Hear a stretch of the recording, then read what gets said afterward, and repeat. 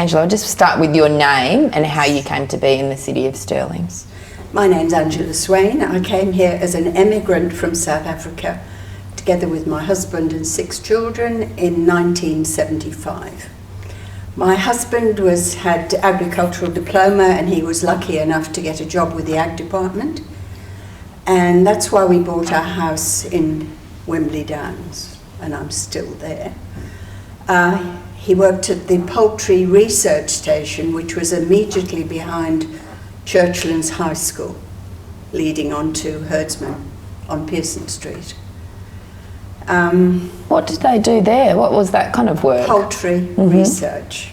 So chickens? Eggs, chickens, they had Cape Barren geese and all sorts of stuff like that. Was that It stuff? was mainly for the trade. Egg production, also poultry, meat production for the trade. Was that something that he did back in South Africa, or was that new to him? I'll go back a bit. We were originally from Kenya, and he was a farmer, but he went to agricultural college there. And no, he'd never really done much with poultry, but he soon learned. What was it like in 1975 when you moved here, Wembley? Well, our street has changed very little. There's only been about 4 houses redeveloped, and we still got, one neighbour died last week. We still got 4 of the original neighbours that were there originally, so that was great. But I'll go back a bit. I was actually born in England. My father must have had middle-age crisis. When he was 50, he bought a farm in Kenya, and we emigrated to Kenya from industrial England to the heart of the middle of Africa, and where I met my husband eventually, and we married, had 4 children there.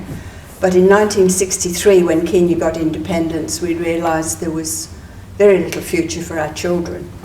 But for complicated family reasons, we decided to go to Cape Town, thinking it'd only be for a few years. It ended up being there over 10 years. But then we realised there was absolutely no future for our children, so we came here. Thank God, never regretted a moment of it. But it was very traumatic for our children. Our eldest was 18, 17, 16, 15, and 2 little ones. So the experience for them was horrendous till they got used to it. Our 2 eldest had finished school, but our next one, our 3rd daughter and our eldest son, who'd been at very small, single-sex schools in South Africa, were thrown into this huge school of Churchlands. My daughter reckons she's never got over the trauma, but still she's survived to do very well. And nothing wrong with the education.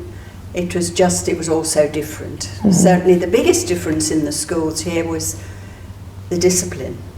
In South Africa, much more discipline was far more discipline. If you were told to go to school with black shoes and brown laces, you went, or you were sent home. Whereas here, and kids just got into their uniforms, no arguments.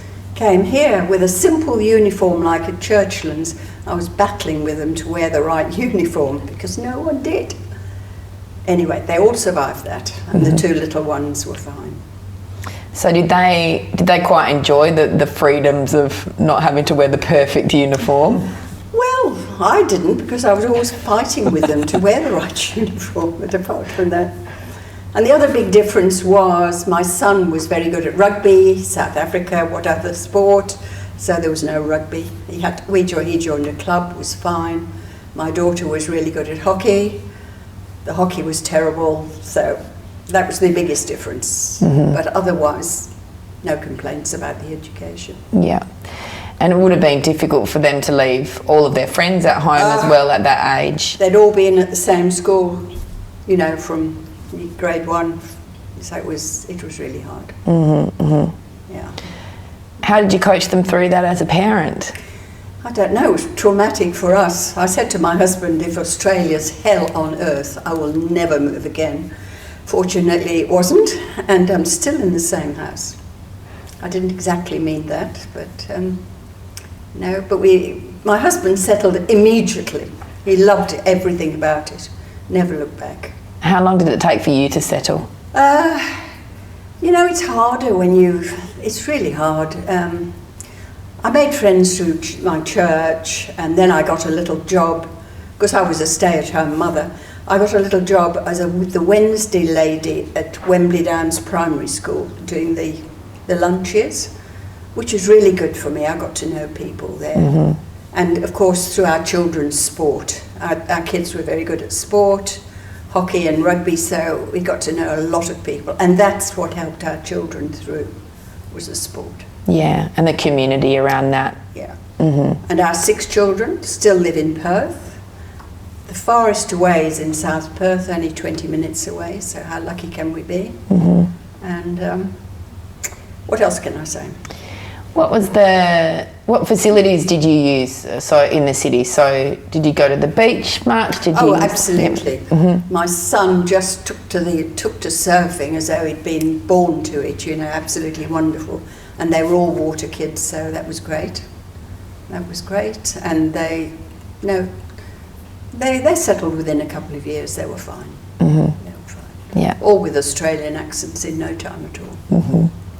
And the other facilities that you would use in terms of the shops or the restaurants, were there regular places that you would go to back then that might not be here now? No, very lucky. Just around the corner there was a small shopping centre with Tom the Cheap, a small butcher shop, vegetable shop and a few others.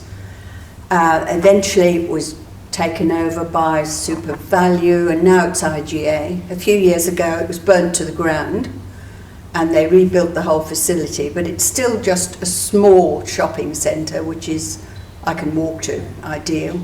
There are doctors' surgeries, 2 doctors' surgeries within walking distance, practices. There's dentists, physios, everything, so it's really convenient. Mm-hmm. Live about 100 yards from Hale School, the primary school, which wasn't there when we first came. Hale School has doubled in size since. But it was lovely to have the facility of their grounds to walk around. Mm-hmm. And what else can you ask me? Well, when the kids left home, what activities would you get up to? It took a long time to leave home. Now, we bought a caravan when they left home, and we went round Australia several times. And of course, eventually we joined the seniors club here. And like Lorna, seniors clubs are so important. There's so many lonely old people that don't seem to know about these places. And, loneliness leads to a lot of, physical and depression and all sorts of things. And if they knew about these places, I'm sure they'd... We do a lot to advertise, but it's hard to entice people. Yeah. What do you think is the main barrier? I don't know, maybe people just don't know about these places, even though they're advertised. I don't know. Mm-hmm. Yes, quite a lot of people, when they lose their partner, they find it very difficult to move out alone. Mm-hmm. A lot of people join after they've lost their partner, which is good. How long have you been the secretary of the Scarborough Seniors Club? A few years. Yeah. Because no one else would have the job. Not because of any efficiency, no one else would have the job. And it was in danger of being collapsing, so. But, yeah. And another thing I remember, when we first came here, there were quite a lot of other Kenyans and South Africans, and one of our friends, we heard, was living in Duncraig. And someone described Duncraig as being out at Geraldton. He said, "Can you imagine living as far out as Duncraig?" And that was the outer limit, I remember, about when we came in 1975. Yeah, right. It felt like it was really on the outskirts, and now it was. It goes on forever now. Yeah.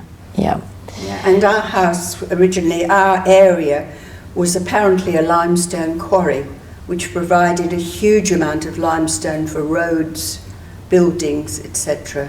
in the area.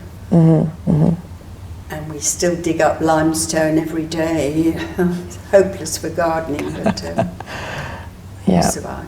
Can I go back to the community that you found here, your South Africans and Kenyans? Yeah. Was that important to find people from where you grew up? Absolutely for your kids? not. We made a decision that we wanted to. We had some very close Kenya friends, we've still got today, but some people joined these South African clubs and Kenya clubs, and we decided that absolutely not for us. We wanted to be absorbed into the Australian community. We didn't want to make new South African friends or new, and that's how we've always thought. Yeah, you were going to move and totally embed yourself here. Yes, not to seek out. We still have the odd Kenya reunion and stuff like that, but it's not. It was never paramount. No. Yeah. You mentioned it was difficult for your kids when they first moved over here, when you first came over here. What do they think of the area now and the place now? Well, our one daughter went back after a year to South Africa, and then eventually she came out for a holiday, and she suddenly realised why we had come here, and she's back here married, etc., etc. Angela, thank you so much. Okay. It was wonderful.